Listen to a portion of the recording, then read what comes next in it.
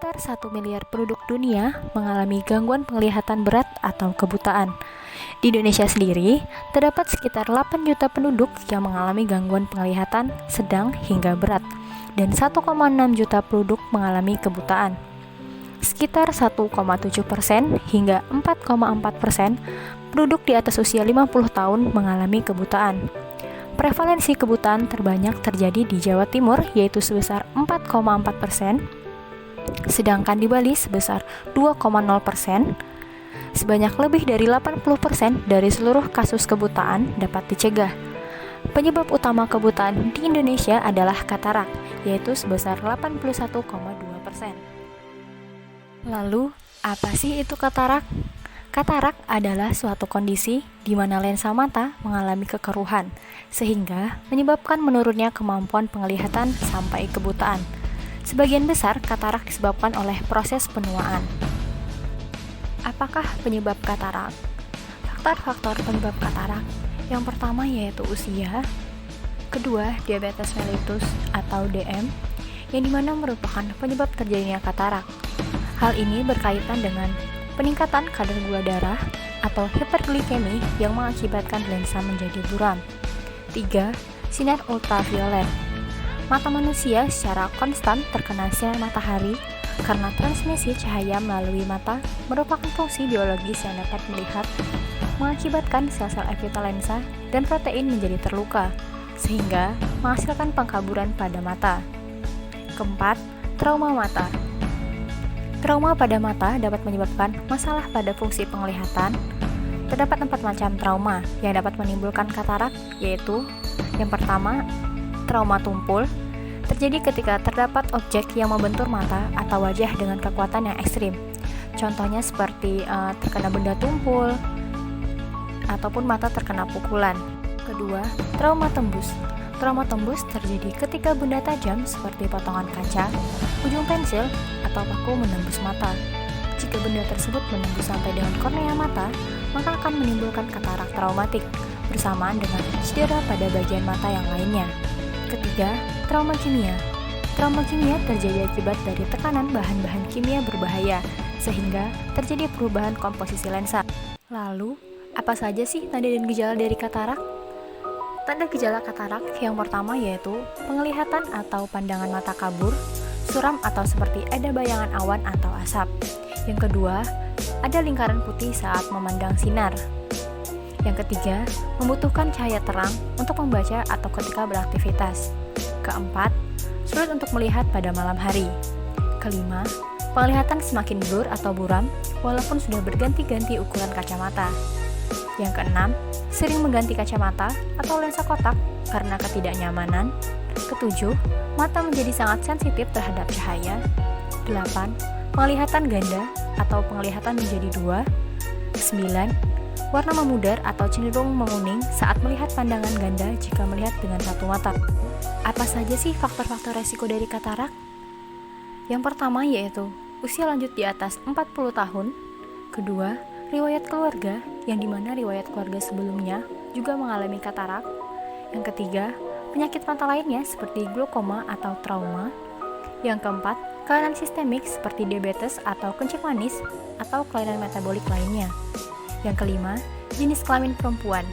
Bukan berarti laki-laki tidak bisa mengalami katarak ya, tetapi perempuan lebih dominan dibandingkan laki-laki. Keenam, penggunaan tetes mata yang secara rutin yang mengandung steroid. Selanjutnya, komplikasi. Apa saja sih komplikasi yang mungkin terjadi pada pasien katarak? Yang pertama, jika pasien tidak melakukan perawatan pada kataraknya, maka yang mungkin terjadi adalah kebutaan. Nah, ketika sudah terjadi operasi pada katarak, yang kemungkinan terjadi adalah yang pertama, infeksi. Infeksi adalah suatu komplikasi paling umum setelah operasi katarak. Gejalanya mungkin termasuk kemerahan, nyeri, pembengkakan, penglihatan kabur, dan keluar cairan dari mata. Jika terjadi infeksi, perawatan medis segera diperlukan untuk menghindari kerusakan lebih lanjut pada mata. Yang kedua, edema kornea. Edema kornea adalah pembengkakan pada kornea mata yang bisa terjadi setelah operasi katarak. Gejalanya meliputi penglihatan kabur atau penglihatan ganda. Kondisi ini biasanya membaik dengan sendirinya dalam beberapa minggu atau bulan setelah operasi. Ketiga, kelainan refraksi. Setelah operasi katarak, perubahan pada lensa mata dapat mempengaruhi keseimbangan fokus mata, yang dapat menyebabkan kekurangan refraksi seperti miopi atau pendek penglihatan dan hipermetropi atau jauh penglihatan. Biasanya, perlu koreksi dengan kacamata atau lensa kotak. Penata laksanaan. Penata laksanaan atau pengobatan adalah tindakan yang dilakukan ketika pasien mengalami katarak. Yang pertama yaitu ada persiapan preoperasi atau sebelum operasi. Penata laksanaan preoperasi atau sebelum operasi meliputi yang pertama, 1. Evaluasi awal dan anamnesis. Biasanya, dokter akan melakukan wawancara medis dengan pasien untuk mendapatkan sejarah kesehatan lengkap, termasuk riwayat penglihatan, riwayat kesehatan umum, alergi, dan kontraindikasi terhadap obat-obatan.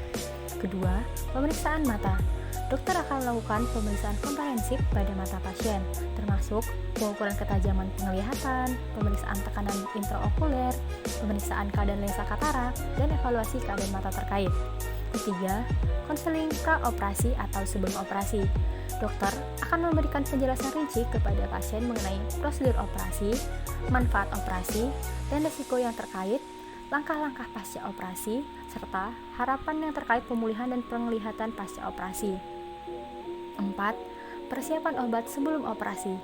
Pasien mungkin akan diberikan obat tetes mata, antibiotik, atau obat tetes mata kortikosteroid untuk digunakan beberapa hari sebelum operasi, guna mengurangi risiko infeksi atau peradangan.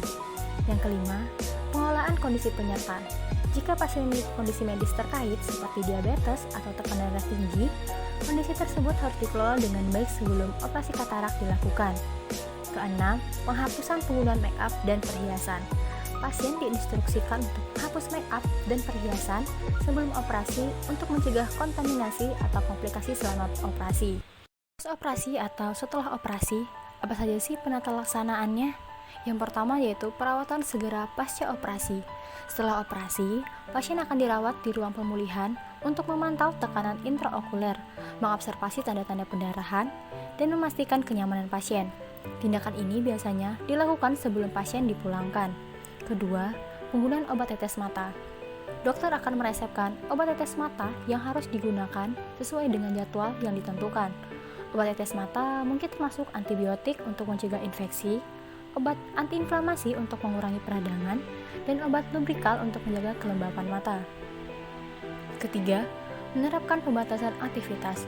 Pasien akan diberi instruksi untuk menghindari aktivitas yang berat seperti mengangkat beban berat, berkebun, atau berolahraga yang intens selama beberapa minggu setelah operasi. Ini bertujuan untuk mencegah tekanan berlebihan pada mata dan mempromosikan pemulihan yang lancar. Keempat, menggunakan pelindung mata. Pasien akan diberi pelindung mata atau kacamata khusus untuk dipakai saat tidur atau melakukan aktivitas tertentu, guna mencegah cedera fisik pada mata selama masa pemulihan. Yang kelima, menjaga kebersihan dan hindari menggosok mata. Pasien harus menjaga kebersihan tangan yang baik dan menghindari menggosok mata secara berlebihan. Ini untuk mencegah infeksi dan meminimalkan risiko komplikasi pasca operasi. Lalu, bagaimana sih pencegahan dari katarak? Cara untuk mencegah katarak adalah dengan melakukan pemeriksaan mata secara teratur, melindungi mata dari benturan dan cahaya berlebih atau UV, kontrol gula darah dan tekanan darah, mengurangi berkendara di malam hari, penerangan yang cukup saat membaca atau melihat dekat, serta mengkonsumsi makanan yang kaya antioksidan seperti vitamin A, C, dan E. Apabila sudah terlanjur terkena katarak, tidak dapat disembuhkan dengan obat, melainkan dengan melakukan proses operasi atau insisi. Terima kasih teman-teman sudah menonton. Jangan lupa share, like, komen, dan juga subscribe ya. Bye-bye. Terima kasih.